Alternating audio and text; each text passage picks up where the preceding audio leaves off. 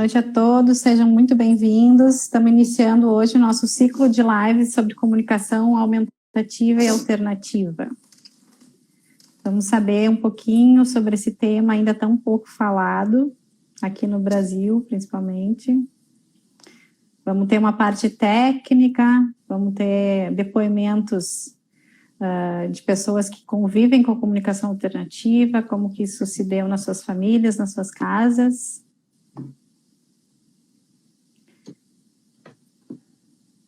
Temos aqui hoje a Carol Aguiar, representando a Angelman Brasil, a Paty Coutinho, Patrícia Coutinho, pela Comunicateia, e está faltando a Tati, da Isaac Brasil. Daqui a pouco ela vai pedir para participar, eu aceito ela aqui. Bom, eu sou a Mariana Chui, sou uma das fundadoras da Abrapraxia, mãe do Gabriel, que hoje está com 10 anos e tem diagnóstico de apraxia de fala na infância, e mãe também da Guilhermina, que tem 2 aninhos. Queria agradecer muito a Isaac Brasil, a Comunicateia e a Angelman pela parceria que a gente está construindo nesse projeto, com um objetivo em comum, que é mostrar conteúdo, né, para a nossa comunidade e conteúdo de qualidade. Sempre pensando na missão da Abrapraxia, né, que é possibilitar que todas as crianças com diagnóstico de apraxia de fala na infância atinjam o seu melhor potencial. E aí a gente pode pensar um pouco fora da nossa associação, não só com as crianças com diagnóstico de apraxia, mas com as crianças que tenham qualquer diagnóstico que façam com que existam limitações, né, que elas sejam diferentes, que todas as crianças consigam sim atingir o seu melhor potencial.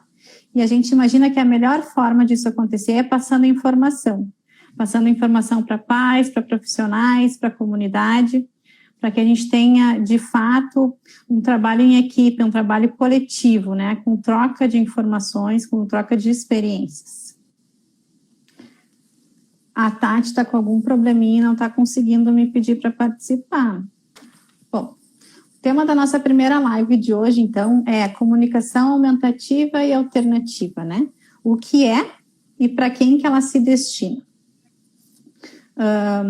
Então, pensando em iniciar assim, ó, do bem básico, né? Para aquelas pessoas que pouco contato têm ou ainda não têm contato com a comunicação alternativa. Qual seria, então, assim, a definição de comunicação aumentativa ou suplementar e comunicação alternativa? Carol, fala um pouquinho, assim, do conceito e do que a gente pode diferenciar uma da outra. Então, bom, boa noite para todo mundo. Sou Carol Aguiar, sou presidente da Angelman Brasil, sou do Juntos Grupo. É um prazer estar aqui. Esse projeto super importante. Vamos lá. Então, comunicação aumentativa e alternativa, né? É uma área de conhecimento aí ligada à fonoaudiologia, mas também está ligada, acho que, a todas as áreas, porque todo mundo se comunica, né? Então, quando a gente fala, a gente usa 2 termos no Brasil, né? Então, vocês podem ouvir tanto comunicação aumentativa e alternativa, quanto comunicação suplementar e alternativa. A gente, então, aqui vai estar usando comunicação aumentativa e alternativa, né? Porque a sigla, então, é CAA e é o que coordena mais com o resto do mundo, né? Todo mundo usa o AAC ou nos países de língua espanhola usa o CAA.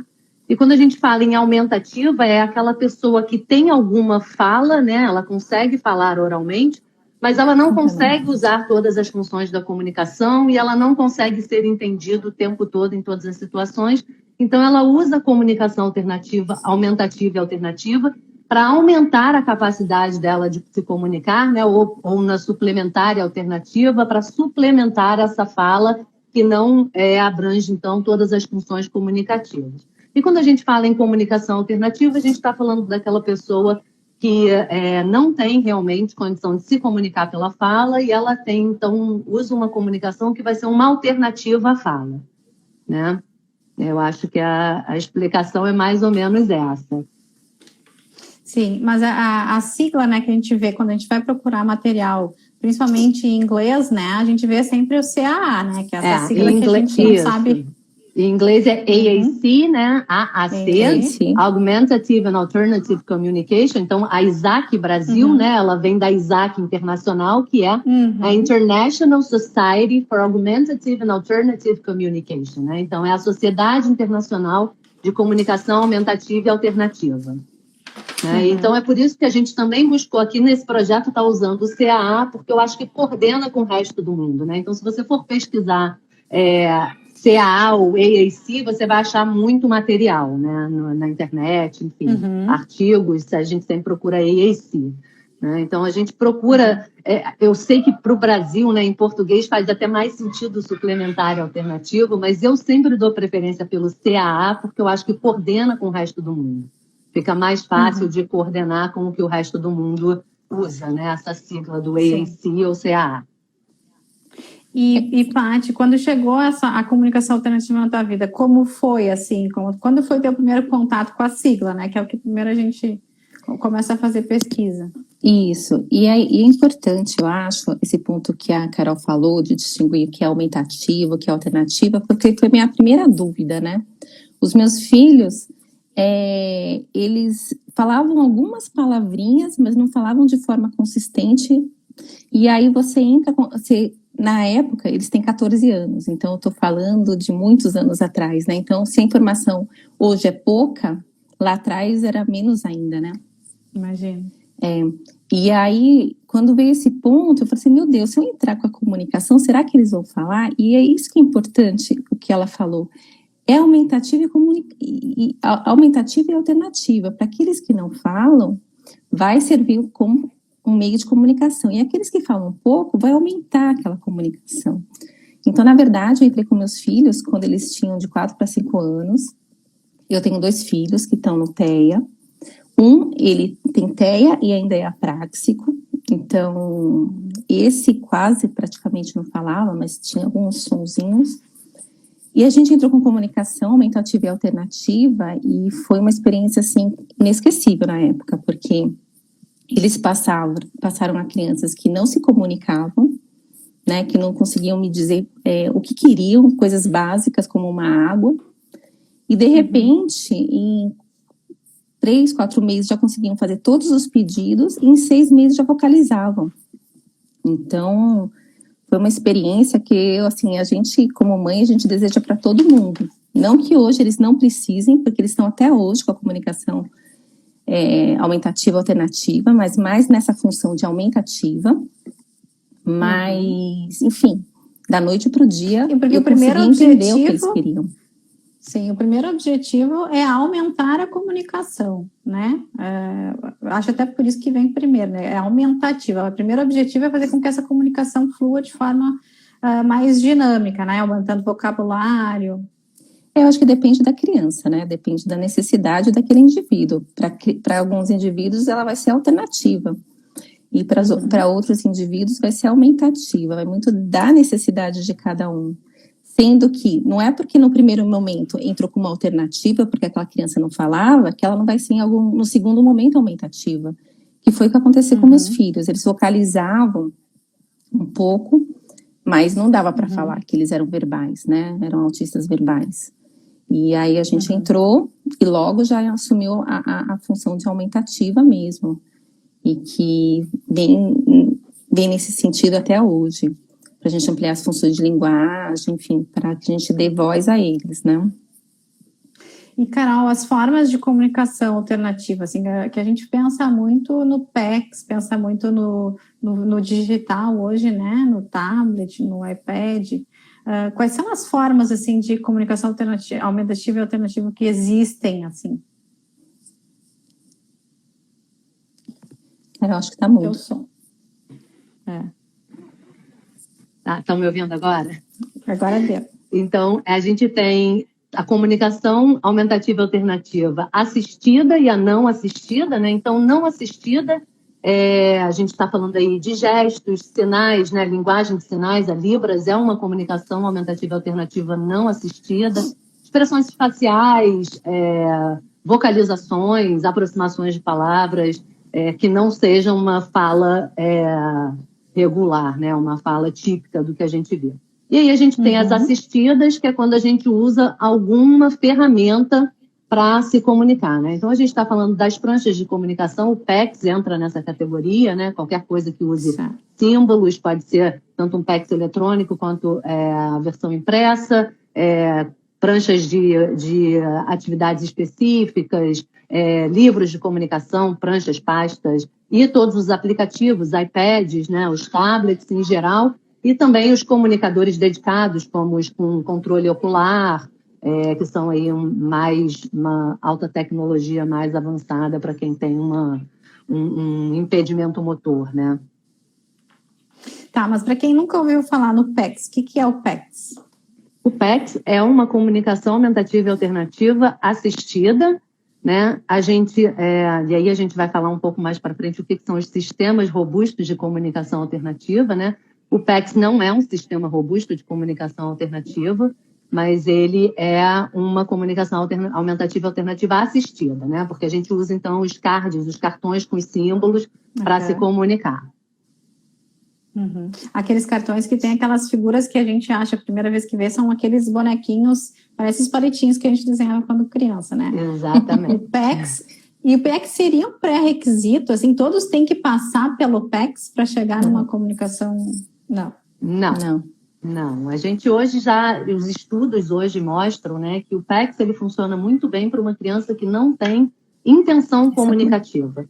Aquela criança que não entende que a comunicação é uma troca, né? Eu falo com você e você me responde e as coisas acontecem a partir dessa troca, né? Então, quando a criança não tem essa intenção de se comunicar, essa troca de figura ensina ela que você precisa trocar na comunicação. Mas se a criança já tem essa intenção de se comunicar, você pode, então, começar sem ser um PECS. Você pode partir direto para um aplicativo num tablet ou para um livro de comunicação. Nada impede que quem está ainda trabalhando aprender essa troca da comunicação já seja exposto também a um sistema robusto de comunicação, né? Hoje a gente sabe que o ideal é isso, né? O PECS entra como mais uma... A gente diz que a comunicação aumentativa alternativa ela é uma caixa de ferramentas. A gente não usa uma coisa só, né? Tudo que serve para aquela pessoa, para aquele indivíduo, está dentro dessa caixa de ferramentas da comunicação alternativa. Então, o PECS pode ser uma dessas ferramentas, no caso de uma pessoa, então, que não tenha essa intenção comunicativa. Mas o ideal é que a gente sempre tenha ali um sistema robusto acompanhando essas outras ferramentas. A comunicação é multimodal, né? Então, meus filhos, por exemplo, eles começaram pelo PECS, porque eles, como têm quadro de TEA, eles não tinham essa intenção comunicativa.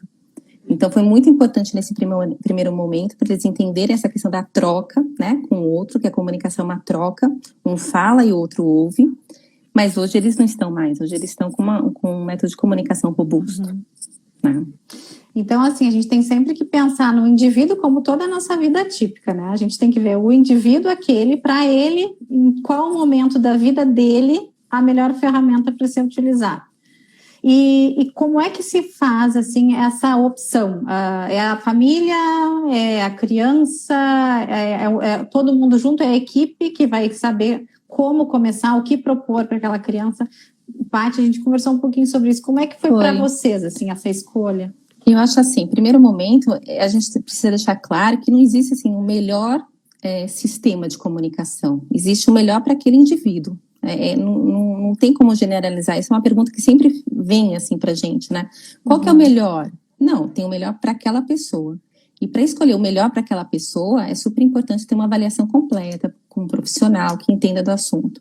Só que até a avaliação daquele profissional vai depender muito da anamnese da família. Então, na verdade, é uma decisão conjunta. Tem a avaliação do profissional, tem as informações que a família passa, mas o que eu coloquei, né, na nossa conversa, que no final, pelo menos assim, cada experiência é uma, quem escolhe mesmo qual é o melhor, a gente dá as possibilidades para o indivíduo, mas quem vai escolher qual é o meio de fala, porque a comunicação alternativa é o meio, de fala não, de comunicação, vai ser o indivíduo. Aqui em casa, a gente a gente usa um aplicativo e a gente tem muitas pranchas de comunicação. Os meus filhos, eles optam muito mais por utilizar as pranchas de comunicação, eles preferem o impresso do que o aplicativo. Então, quem escolheu, a gente costuma dizer aqui, quem escolheu foram eles, né? Porque, na verdade, é a boca Certo. deles. Então, isso é uma coisa, uma experiência nossa aqui de casa, dos meus 2. Uhum. Em casa, aí a gente tinha no início um pouco de medo de iniciar com a comunicação alternativa, né? Porque o Gabi, ele não reconhece muitos símbolos, ele tem uma dificuldade, talvez pela dificuldade de abstração, os símbolos para ele são muito difíceis. Então, o PEX, por mais que a gente tenha apresentado em determinado momento, a gente viu que ele não demonstrou interesse. E agora, com ele com 10 anos, ele começou, no ano passado, no início da pandemia, ele começou a despertar para o tablet, porque ele também não tinha interesse por nada virtual, mas começou a ver YouTube, algumas coisinhas assim, e no início desse ano, então a gente iniciou com a comunicação alternativa no tablet. E tem sido algo bastante interessante, né, porque também tem a questão do letramento da letra, porque tem a palavra escrita além da figura, então isso está ajudando ele não só a se comunicar, mas também a melhorar a linguagem, vincular a linguagem, né, o significante com o significado, aquela palavrinha é aquele símbolo, bolo, daquele jeito tá desenhado hoje, no outro dia tá a foto do bolo, então ele vai modelando, né, sabendo tudo que pode, todas as opções de bolo, né, que existem, mas é muito isso mesmo, eu percebo, é muito do indivíduo, né, e do momento daquele indivíduo, porque a gente pode estar super municiado com a nossa maleta cheia e também não ser o momento daquele indivíduo querer se comunicar desta forma, né. Então, como sempre, são coisas muito delicadas, né, que só com muita sensibilidade, tanto dos pais quanto dos profissionais que estão atendendo aquela criança, para perceberem, né, o que pode ser proposto, não exigir demais, né, saber qual é o parâmetro daquela criança, o que propor e em que momento. Sim, e não esquecer que é uma forma de comunicação, né, uma criança quando começa a conversar, a falar, ela é exposta àquela palavra 1 milhão de vezes, depois vem a palavra, então a gente tem que ter essa insistência também sobre a comunicação alternativa, né, importante a gente dar o tempo para a criança escolher, para a criança entender. Isso é fundamental. Uhum. Eu vou entrar aí na fala de vocês. Vou querer falar um pouquinho do que a Paty falou e do que você falou, Mari. Mari, quando você fala que o seu filho não entende o simbólico, né? Na verdade, assim, a gente atribui significado, né? Então, assim, os estudos hoje mostram que para a criança, para o indivíduo, eu estou falando criança, né? Porque a minha filha ainda é uma pré-adolescente, mas o indivíduo, a gente está falando de qualquer idade, para ele aprender a se comunicar através da comunicação alternativa, ele precisa estar imerso, né? Hoje os estudos mostram que a aquisição de linguagem através da comunicação alternativa, ela se dá assim como uma aquisição de uma segunda língua, né? De um segundo idioma. Né? Você tem que estar imerso naquele idioma para poder aprender, né? Então a gente tem dados aí do desenvolvimento típico de linguagem, então uma criança é exposta por 1 ano e meio aí a linguagem falada até ela falar a primeira palavra, né? E ela é exposta a todo tipo de palavra, e ela, daquelas milhões de palavras que ela escuta, ela vai escolher uma para falar, né? Então quando a gente fala assim, mas eu vejo muito isso, mas o meu filho não entende os símbolos, a gente vai atribuindo significado, né? Então a Liora, quando começou a usar o livro dela de comunicação, né? Eu tô até com ele aqui. Quando ela começou a usar, ela apontava qualquer coisa. E tudo que ela apontava, eu falava, você apontou. Tchau, para dar tchau, Você tá indo embora? Tchau. E aí você vai atribuindo significado àquele símbolo, né? E aí, Paty, quando você fala, né, que seus filhos escolheram as pranchas soltas de atividade específica, né? Aqui em casa, a Liora, ela sempre tende a usar, a gente diz que a gente tem uma Liorapídia, né? A Liora inventa sinais. E a gente leva um tempo para descobrir o que ela está querendo dizer com cada um daqueles sinais. Mas o que eu faço? Quando ela faz um sinal que ninguém mais fora da nossa casa vai entender, né? Eu modelo no sistema robusto dela, né? Porque qual é a minha intenção? O dia que ela fizer esse sinal para uma pessoa que não vai entender ela, a minha intenção é que ela saiba onde está no sistema robusto dela e ela possa comunicar de uma forma que aquela pessoa vai entender. Então, eu não exijo que ela fale no sistema robusto dela, mas eu modelo tudo que ela fala em sinais, gestos, vocalizações dentro do sistema robusto, né? Isso a gente faz. Porque o ideal é que a criança mas olha tenha... Só, como é que faz essa modelagem? Faz isso, a gente modela o tempo todo. A gente fala modelar, aí eu vou buscar lá no Masterfal, né?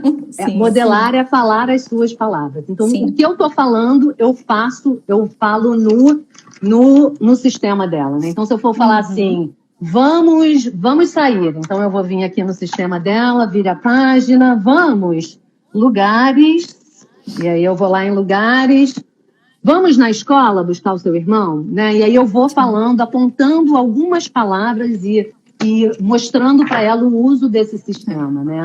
Aqui, a Liora usa o sistema comunicação alternativa já há muitos anos, mas ainda é um trabalho diário de fazer ela se comunicar, porque com a gente é muito rápido, né? Ela faz o gesto, o sinal, e a gente já entendeu e foi, né?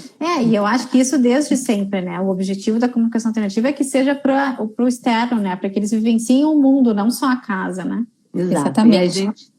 Vai, Paty, fala. Não, isso que a Carol falou, foi bom até ter pontuado, porque isso a gente faz. Eles escolheram, na verdade, as pranchas deles não são pranchas específicas, né, de temas. Na verdade, é a impressão do sistema robusto deles, tem as cores, tem tudo. E eu tenho, porque aqui eles têm também o iPad deles e eu tenho o meu iPad. Então, como eu modelo, é como eu estivesse mostrando. Isso é muito interessante, porque você também coloca a criança numa situação de conforto. Poxa, não sou só eu que falo pelo esse meio de comunicação alternativa. Minha mãe também fala, todo mundo fala, é um meio de comunicação eficaz. Então, motiva a criança a aprender aquela linguagem, porque é uma outra língua, né? Então, a gente faz isso também para incentivar. É que no dia a dia, isso vai depender muito da característica da criança. Os meus filhos ainda têm aquele olhar para o iPad, assim, poxa, o iPad é meu... Enfim, ainda mais na pandemia, né? É onde eu brinco, é onde eu vejo o YouTube, entendeu? Concorre um pouco com isso, considerando que eles são TEA, porque tem que avaliar cada indivíduo. Então, para eles, assim, ainda eles vão mais para a prancha física e funciona porque é uma cópia, mas sempre modelar. Eu acho que a modelagem é a melhor forma de aprendizado, né, da criança. Você dá... Paty, eu vou pedir uma licença para vocês. Eu vou pedir para a Paty dar uma saidinha da live e voltar daqui a pouquinho. Claro. E a Isaac Brasil, a Tati vai entrar. A gente está com algum probleminha técnico. O Instagram atualizou hoje. Tá bom. O Instagram atualizou hoje. A gente viu que tinha algumas atualizações e ele não está permitindo 4 pessoas simultaneamente. Perfeito. Óbvio que a gente tem que estar sempre com um friozinho na barriga, né? Mas a gente está acostumado. Então, fica aí, daqui a pouco a gente te chama de novo. E agora, quando a Tati chegar aqui, a gente vai falar um pouquinho sobre o título da nossa live, né? A quem se destina, né, a comunicação alternativa? Quando a gente utiliza a comunicação alternativa, né? Então, mas Tati está dando de novo que a Isaac não pode entrar. Eu não sei se não é alguma situação no de vocês. Deu de novo aqui o mesmo aviso que estava dando antes. Estranho. Será que não vale tentar sair, então entrar pelo pessoal dela para ver se funciona? Pois é, quem sabe, Tati, tenta entrar pelo teu pessoal, porque o da Isaac não está entrando aqui. A gente convidou, eu convidei aqui de um técnico nosso e deu. Ó, te convidei de novo, vamos ver se dá. Senão eu vou te pedir para deslogar o da Isaac e acessar o teu pessoal, porque tá alguma situaçãozinha. O pessoal está falando aqui. E, gente, está chegando muita pergunta aqui. E está todo mundo fazendo certinho ali pela interrogação. Ó, nós temos, acho que, mais de 10 perguntas já. Tomara que a gente consiga responder todos vocês. Mari, eu estou vendo que tem muita gente perguntando aqui nos comentários o que é um sistema robusto. Você quer que eu vá falando sobre o sistema robusto enquanto a Tati entra? Então, vamos lá, gente. O que é um sistema robusto de comunicação alternativa, né?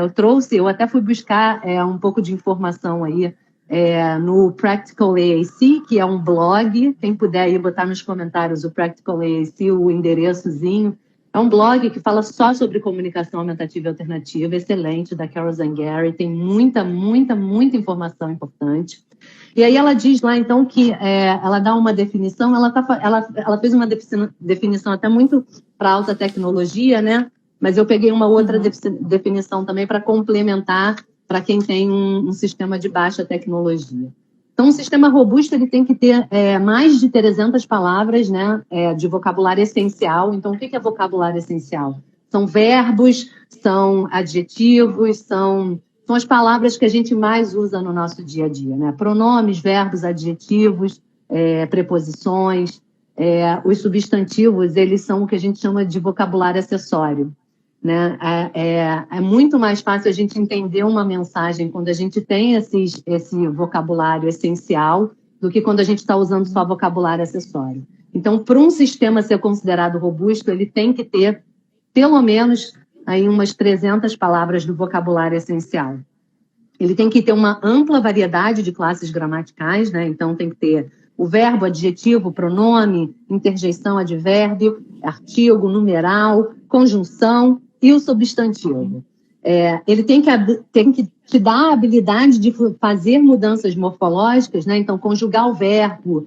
Se você está falando uma coisa no passado, ele tem que ter lá, se for um livro de comunicação alternativa impresso, né? Então, aqui no POD da Liora, ele tem um lugar em dias e horas que você vai e que você indica que é uma coisa que já aconteceu, que vai acontecer ou que está acontecendo agora, e o parceiro de comunicação, então, vai conjugar esse verbo no tempo verbal e na pessoa correta. Ele tem que te dar um apoio na automatização motora, né? Então, os símbolos que se repetem dentro do sistema têm que estar sempre no mesmo lugar para você criar aquela memória motora e facilitar o uso desse sistema. Ele tem que abranger todas as funções comunicativas, então esse sistema tem que dar a chance desse indivíduo perguntar, responder, pedir, recusar, comentar, contar histórias e piadas, opinar, compartilhar conhecimento. Ou seja, até chegar no último item... Ele tem que falar, ele tem que poder falar o que ele quiser, na hora que ele quiser, com quem ele quiser, sobre o que ele quiser, né? Isso é muito importante num sistema robusto. Ele tem que ter um vocabulário acessório que seja significativo e pessoal a esse usuário, né? Então, a gente vai tender aí a colocar, eles dizem que deve ter entre 80% de vocabulário essencial e 20% do vocabulário acessório. E esse vocabulário acessório tem que ser significativo para essa pessoa, ele tem que ser motivador para essa pessoa querer se comunicar. Então, na categoria dos lugares, tem que ter os lugares que essa pessoa frequenta. Nos brinquedos, tem que ter os brinquedos que essa criança usa, né? Na comida, tem que ter as comidas favoritas desse indivíduo. E ele tem que ter acesso ao alfabeto, isso é indispensável, porque a comunicação ilimitada, ela só vem com o letramento de um indivíduo, né?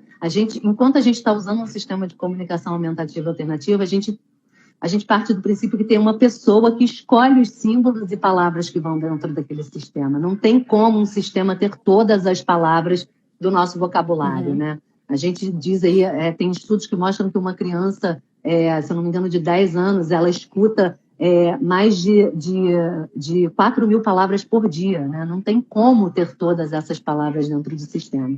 Então, ele tem que ter um acesso ao alfabeto para você ir ensinando esse letramento, essa alfabetização também para a criança. E para dar a chance dela construir as palavras e indicar palavras que não estão dentro do sistema. E ele também tem mas, Carol, tu dizendo isso tudo, a gente fica meio apavorada. A gente pode começar por alguma coisa, por exemplo, os verbos, porque às vezes a comunicação sem o verbo... água, quero água, praça, quero ir para a praça. Às vezes o verbo faz uma diferença. Tem alguma coisinha que a gente poderia começar ou começa tudo junto? Então, todo mundo me pergunta isso, né? Porque quando você fala, Liora usa um livro pode. Aí eu falo, Liora usa um livro pode. Aí quando você mostra, isso aqui é um livro pode. Eu tenho mais de 200 páginas de símbolos aqui dentro. A pessoa fica assustada. Ela fala, como é que você se comunica com isso? Por onde você vai começar? E aí eu sempre digo, você vai começar primeiro aprendendo a carregar isso para todo lugar, né? O dia que você sair de casa e não tiver esquecido o seu sistema, então você já pode então começar a modelar alguma coisa dentro dele. E, gente, é ir devagar mesmo. Não é querer abraçar o mundo de uma vez só, né? Então eu sempre digo assim, começa nas primeiras páginas. Se você conseguir modelar uma palavrinha aqui dentro, já tá bom. E a gente sempre tem que levar em consideração que quando a gente está modelando, a gente tem que estar modelando dentro do nível daquele indivíduo, né? Então, se o indivíduo ainda nem aponta para o livro, a gente vai só mostrar 1 ou 2 símbolos daquilo tudo que a gente está falando, né? Se o indivíduo já aponta um símbolo, você já pode começar a mostrar de 2 a 3, um pouquinho além, né? Para ele já ir aprendendo para onde que ele vai, né? Para onde que ele vai expandir essa comunicação dele. Então, a gente sempre diz que a gente modela 1 a 2 símbolos além daquilo que que o indivíduo já usa de forma expressiva, né?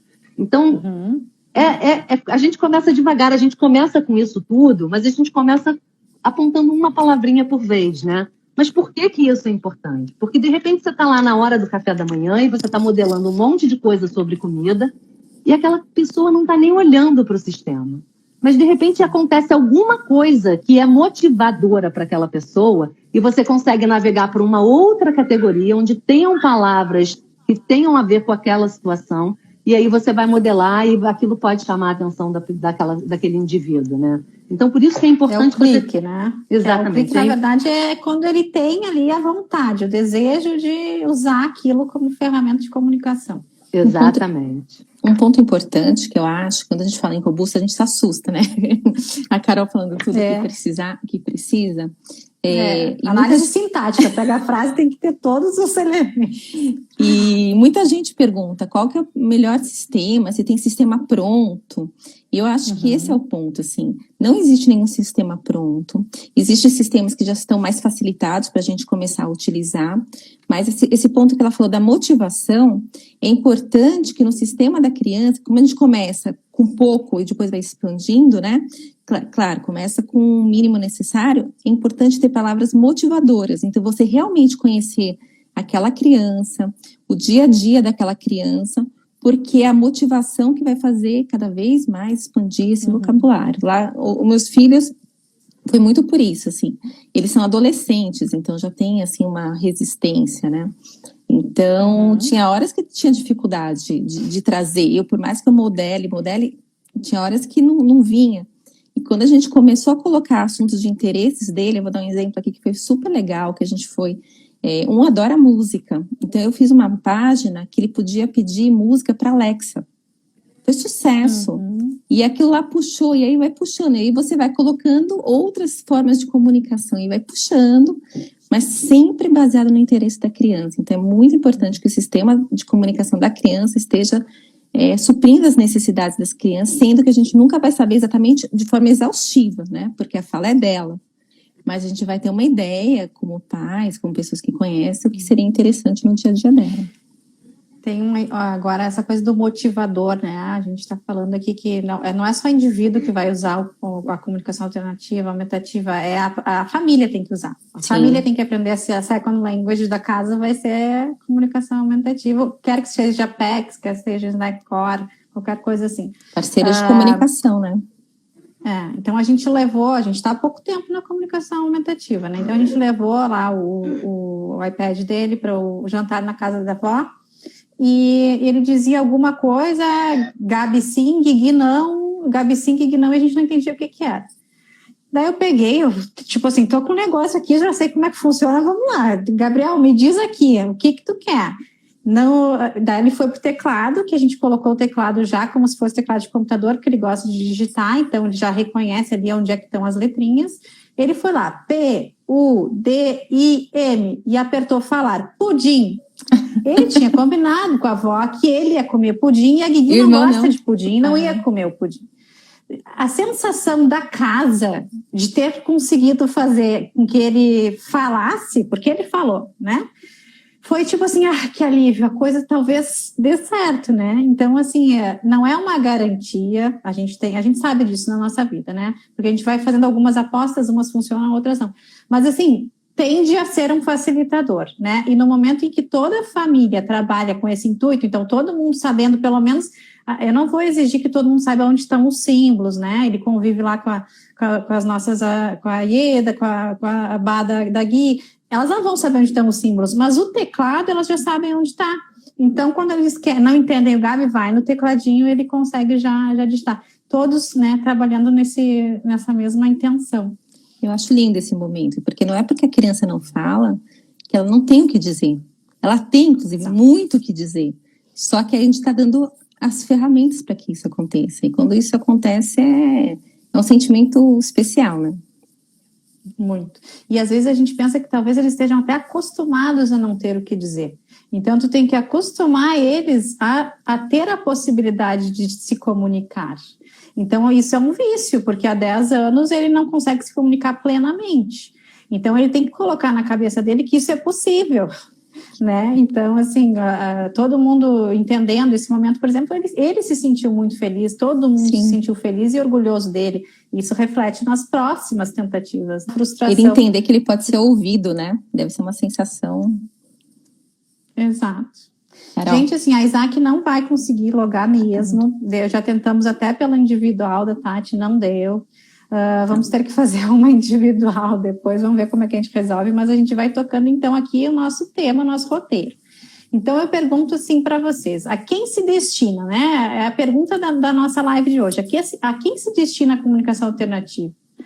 Carol, começa você. O som. Peraí. Voltou. Voltou? Uhum. Então, a qualquer pessoa que tenha uma deficiência ou um atraso de fala e linguagem também, né? Então, assim, às vezes a gente tem até aí, falando aí do grupo de autistas, né, que tem a ecolalia, né? Mas é uma fala que não é funcional, né? Aquela criança que repete um monte de coisa que ela escuta, mas sem aquela intenção comunicativa, aquela fala funcional mesmo, né? Então, assim, é para qualquer pessoa que tenha uma dificuldade na linguagem e na comunicação, né? E é super importante dizer que não tem idade, né? Se você ouviu hoje sobre comunicação aumentativa e alternativa e serve para o seu filho ou para alguém que você conhece, começa hoje, né? Tem uma frase da Mary Louise Bertrand, que é uma pessoa da área da comunicação aumentativa e alternativa da Austrália, que ela fala, nunca é cedo demais e nunca é tarde demais, né? Então, assim, se é hoje que você está tendo contato com a comunicação alternativa, começa agora, né? Não importa se essa pessoa tem 40 anos ou se ela tem 1 ano e meio e um atraso de fala, né? Isso é super importante falar, que as pessoas acham que isso é mais para criança, mas de repente para adolescente e adulto não. E né? A gente está vendo muito a utilização de comunicação aumentativa alternativa nos casos de Covid. O pessoal que está sendo entubado, tudo na hora de voltar, está utilizando. Então, aí só mostra realmente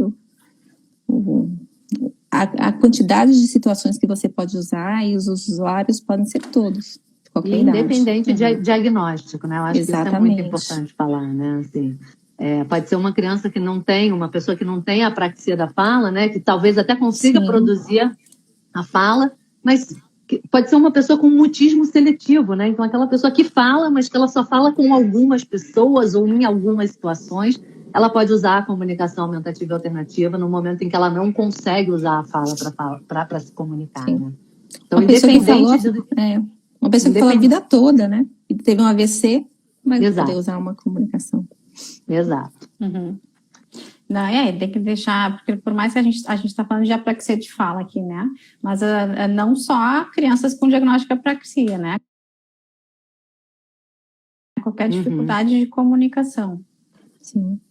E qual que é o melhor momento, então, gente, para incluir, né? A gente falou um pouquinho já disso, mas tem essa pergunta. Qual é o melhor momento para se incluir a comunicação aumentativa? O quanto antes. Agora, né? Já. Eu demorei, então.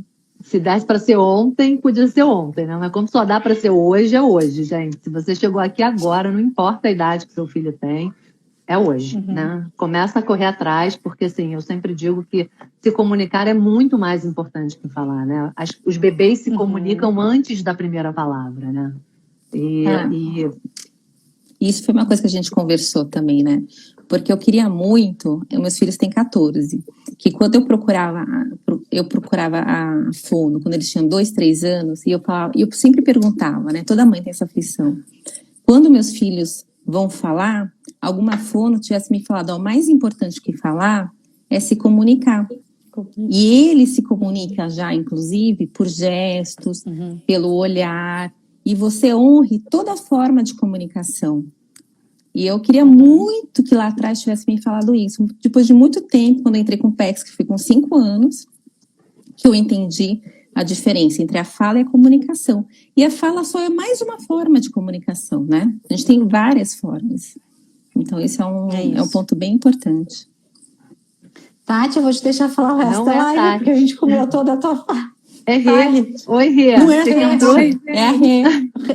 O que aconteceu com a Tati? Então, a Tati, ela tá com alguma dificuldade, eu estava tentando aqui Tá bem. ajudar ela a resolver, e aí eu vim como representante da Isaac.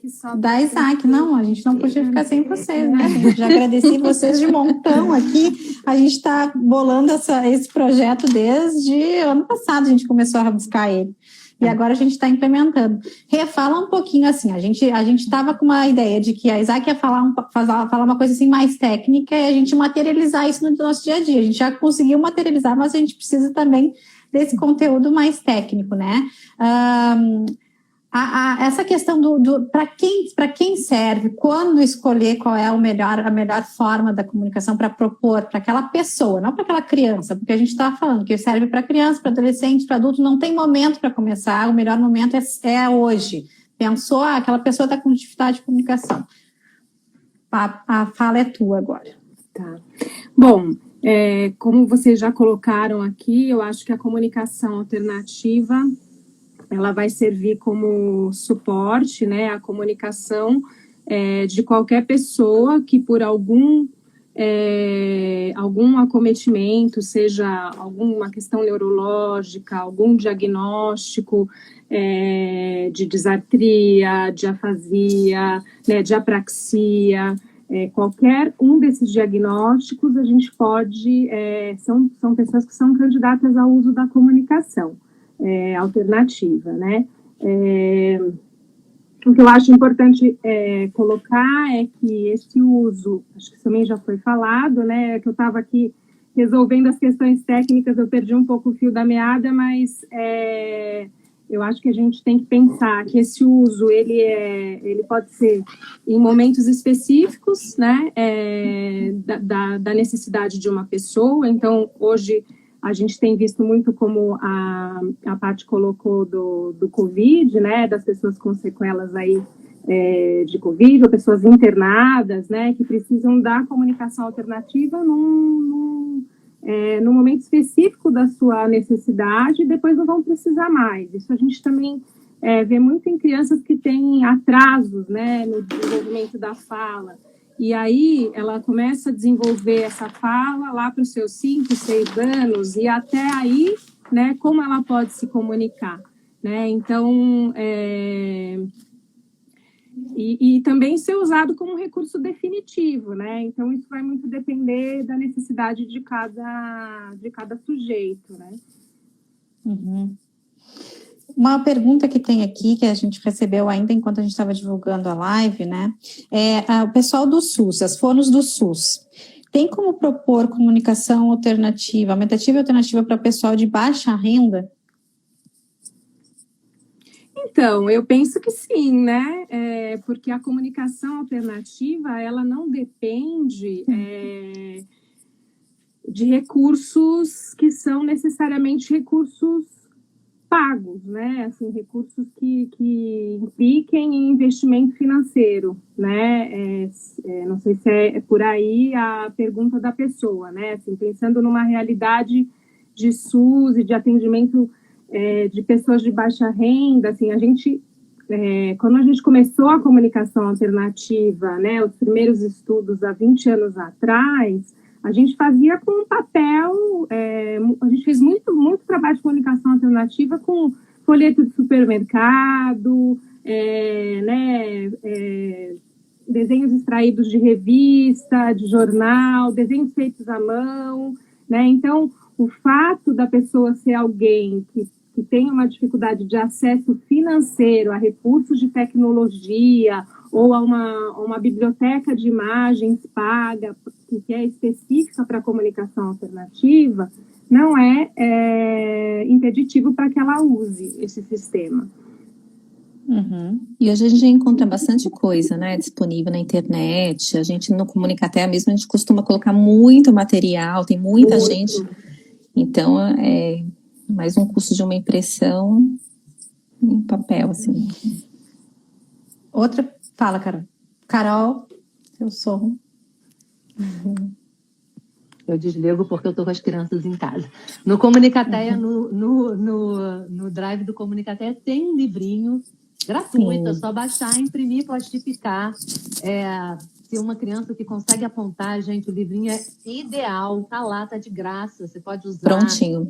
Prontinho. Quem tá no SUS, quem tá nas escolas públicas, tá de graça lá no Drive do Comunicação. É entrar, baixar e você pode produzir isso para qualquer criança dentro né, qualquer indivíduo. Gente, eu falo criança, mas lembre que é adulto, sim. jovem, A gente tá qualquer nos nossos idoso. Se é um idoso que perdeu a fala, né, que não tem mais a possibilidade de se comunicar pela fala, tem lá um livrinho de vocabulário essencial que dá para se comunicar muito bem.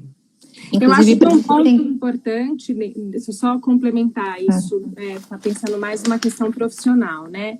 Eu acho que às vezes o que acontece, um pouco da experiência que eu tenho, eu não sou fono, eu sou terapeuta ocupacional, né? Mas com as colegas que trabalham no serviço de atenção básica, né? Eu acho que o desafio são também profissionais, essas pessoas terem acesso a profissionais qualificados e que saibam usar a comunicação alternativa, porque como é uma área também muito nova e a gente está fazendo todo esse esforço de divulgação de conhecimento, isso também vale para o profissional, porque na área da TO, por exemplo, é muito difícil você encontrar TOs que trabalham com comunicação alternativa. E na área da fono também, não são todas que trabalham, né? Apesar de sermos aí uma área essencialmente interdisciplinar, né? E aí também tem o pessoal da educação. Eu acho que a questão também não é só acesso ao recurso físico, isso as colegas colocaram aí. Já tem muito aplicativo gratuito, muito material disponível. A questão é encontrar profissionais que possam dar essa orientação. Acho que esse é o grande desafio. Tem 3 perguntas, meninas, sobre Libras, tá? Se Libras pode ser entendida como uma forma de comunicação aumentativa e se poderia ser utilizado em crianças com apraxia. Eu posso falar. Nossa primeira tentativa foi Libras com a Liora, tá? A Liora fez uma imersão em Libras, né? O que a gente faz hoje com a comunicação alternativa, a gente fez com ela em Libras. Então, a gente ia para as sessões em que tinha uma fono surda, que só falava em Libras, e uma fono falante, que ia traduzindo aquilo que a fono... E a primeira palavra da Liora foi em Libras, né? Ela falou cachorro. E por que a gente desistiu de Libras, né? Primeiro porque ela tem uma apraxia global e uma dispraxia, então ela não conseguia fazer o sinal de Libras regular, assim, típico, como é em Libras. Ela faz uma aproximação do sinal.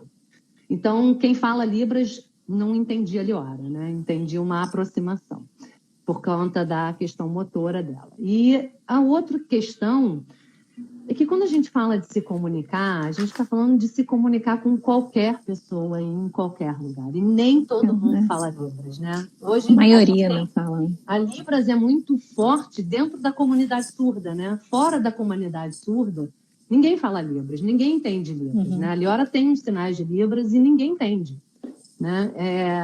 Então, assim, não era funcional para a gente não fala Libras em casa, os avós não falam Libras, né? Então, assim, a Liora ficava uma comunicação assim, os poucos sinais que eu sabia, a gente se comunicava ali, mas não era funcional, né? Então, ela ainda usa os sinais de Libras que ela tem, ela usa alguns sinais também da linguagem de sinais americana, e ela usa o liorês dela lá, os sinais que ela inventa, né? Mas a gente quer uma comunicação que, se ela chegar no McDonald's para pedir um lanche, o atendente vai entender, mesmo que ele não fale Libras, né? E quando você tem ali uma comunicação simbólica, a pessoa pode não entender o símbolo, mas a palavra está escrita embaixo, né? E aí qualquer um entende, né? Então, a Libras ela é muito limitada para quem não vive numa comunidade surda.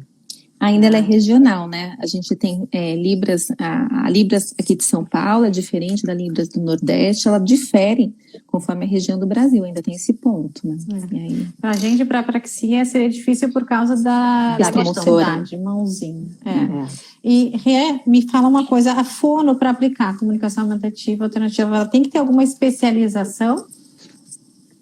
Então, eu penso que a gente tem ainda poucas ofertas de cursos, né, de especialização.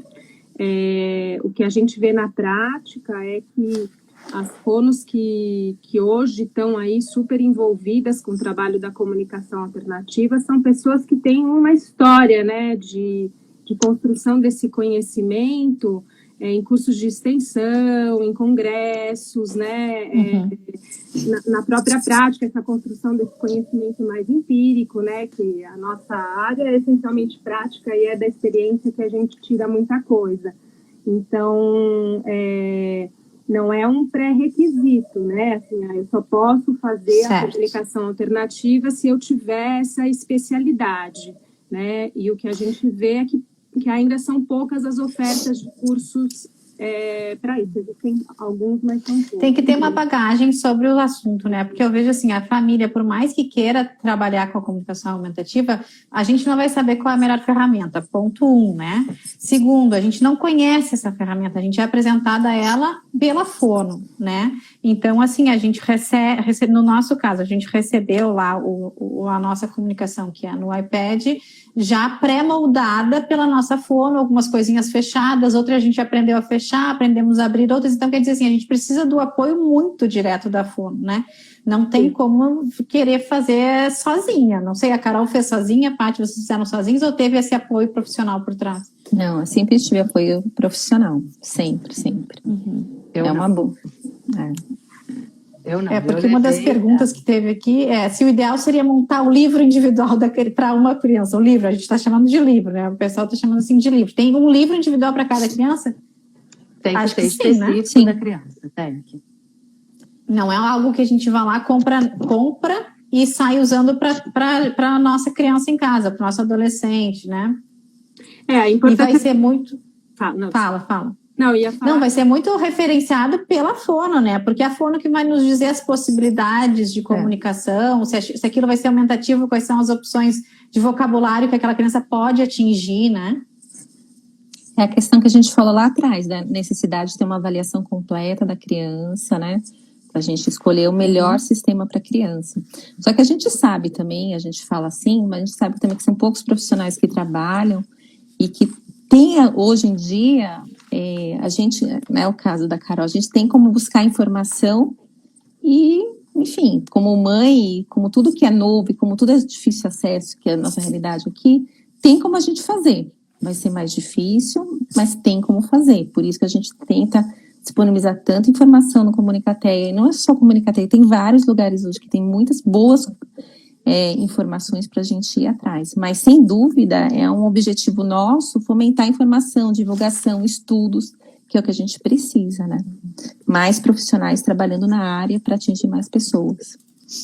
Eu vou falar um pouquinho da minha experiência, né? Então, assim, primeiro que 10 anos atrás, Liora foi diagnosticada síndrome de Angelman e, diferente do autismo, que existe uma chance de se falar, né, de se ter uma fala funcional, síndrome de Angelman, a chance é quase inexistente, né? Eu conheço milhares de crianças com síndrome de Angelman, crianças, jovens, adultos, idosos com síndrome de Angelman, e eu conto numa mão os que conseguem se comunicar através da fala.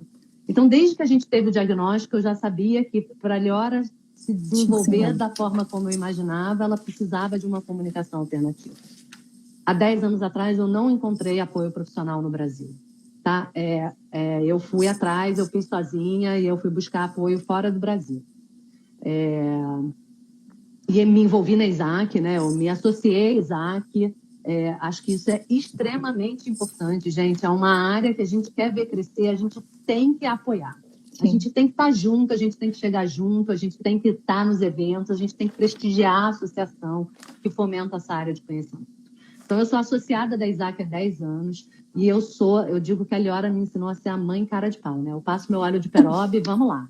E aí, Liora foi diagnosticada em março, em agosto eu estava no congresso da Isaac que estava tendo no Rio de Janeiro e eu já me associei.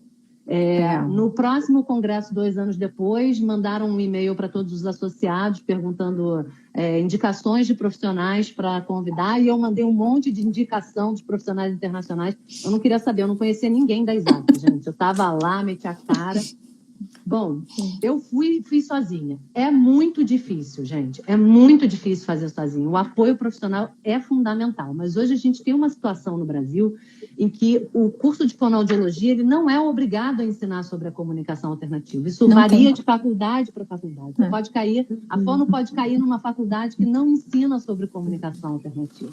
E a gente está falando aqui que quando uma pessoa tem um atraso de fala ou uma deficiência na fala e na linguagem, ela vai ser encaminhada para uma fonoaudióloga. E você pode chegar numa fono que não sabe o que é a comunicação alternativa e que vai falar todos aqueles mitos da comunicação alternativa. Ah, mas se você usar a comunicação alternativa, você está desistindo da fala. Ah, e a gente vai ter uma live sobre isso, eu não vou nem entrar Sobre nesse isso. mérito, né? Então, assim, a gente precisa regulamentar essa área da comunicação aumentativa e alternativa como uma área de conhecimento que precisa estar dentro da faculdade de fonoaudiologia. Sim. E eu vou além, tem que estar dentro da faculdade de terapia ocupacional, da faculdade de fisioterapia, da faculdade de tecnologia da informação, para a gente ter aplicativos voltados para o público brasileiro. A gente precisa que o pessoal de TI entenda de comunicação alternativa e dessa necessidade para estar criando aplicativo, né? Tomara que tenha alguém do Conselho de Fono nos assistindo hoje, gente. Tem que ouvir Não, isso. a gente começou no ano passado, eu fiz uma palestra Temos 1 minuto, gente. no congresso da associação. Mas você sabe que eu não sei se a atualização de hoje mudou, né? Não tem mais limite de 1 hora nas lives, né? Então Eles vamos deixam passar. seguir. Se cair, grava igual, não tem problema.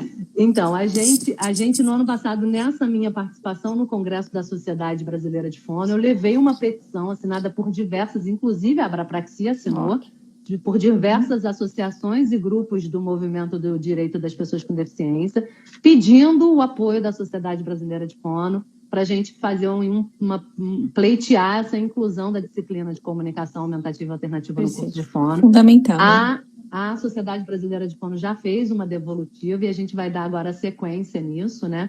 Então, assim, isso é fundamental. Agora, não adianta também só ter uma profissional que vá te orientar. Se a família não aprender, gente, a coisa não anda. Né? Porque o que a gente tem aí? A gente tem os dados da Jane Corsten que mostram que se uma criança típica, ela é exposta à linguagem falada durante 1 ano e meio, né?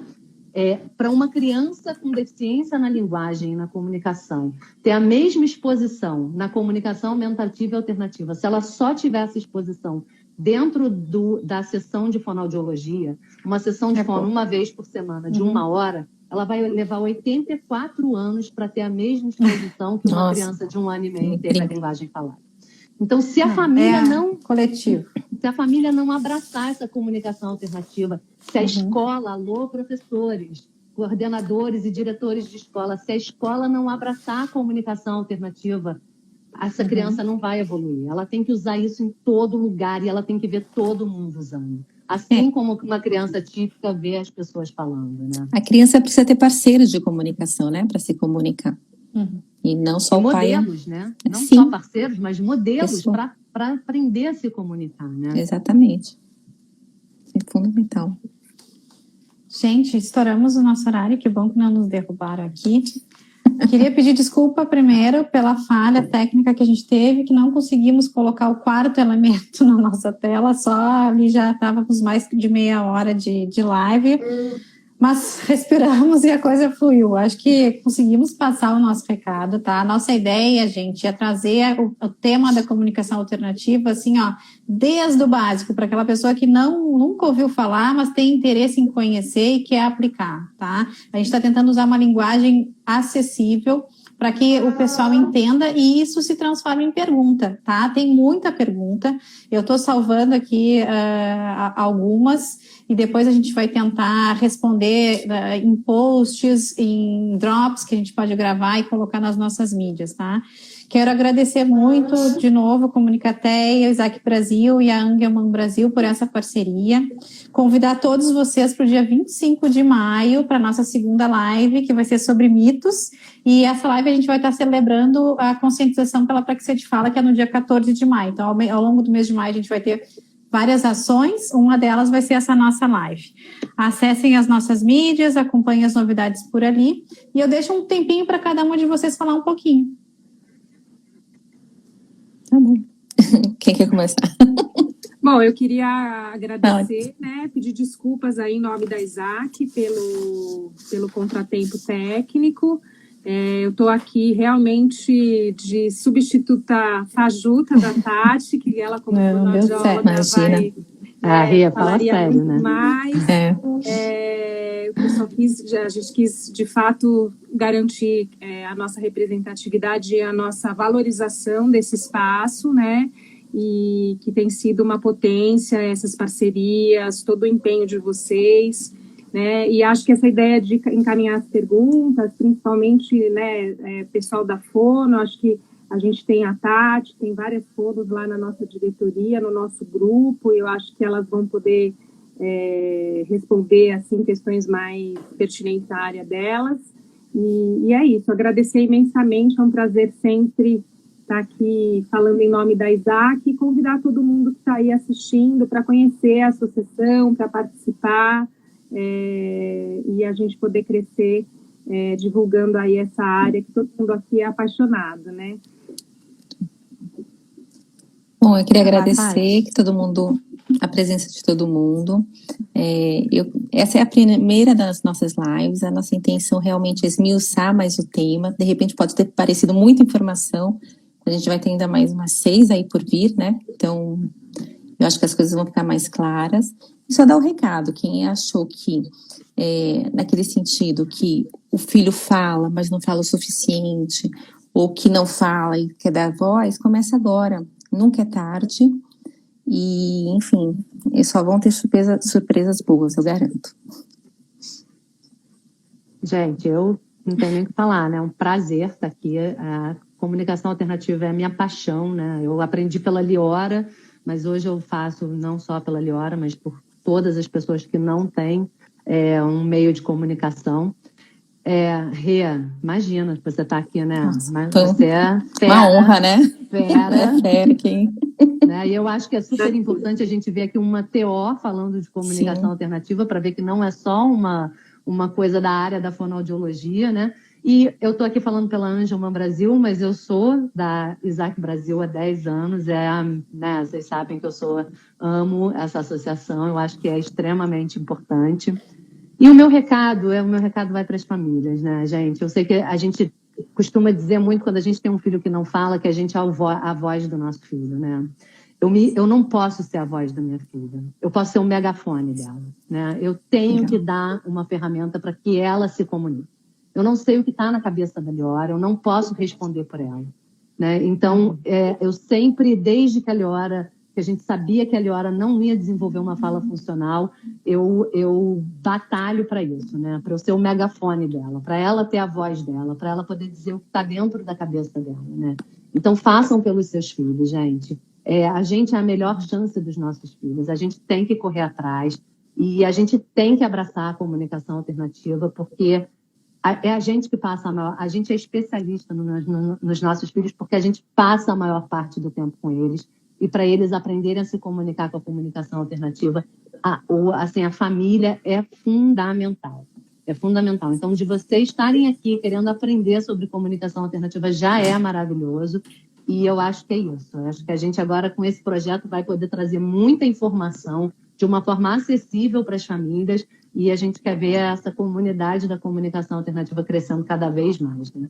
E se associem a Isaac, porque é muito importante. Carol, eu acho muito bom, assim. Eu acho muito bom, assim, quando a gente percebe que a gente consegue unir o profissional e a família. E, gente, a parte técnica, com essa emoção, ela maximiza. Então, o profissional que tem essa gana da família que passa para ele vai trabalhar com muito mais entusiasmo, com muito mais prazer. Ele vai ser o Dindo a Dinda do teu filho, entendeu? Ele vai se dedicar de um jeito, assim, que jamais imaginou. A gente vivencia isso. Que bom que a gente vivencia isso. Então, amei a live de hoje. Vamos ver se eu vou passar o bastão mesmo para o Márcio na próxima, que ele está querendo fazer.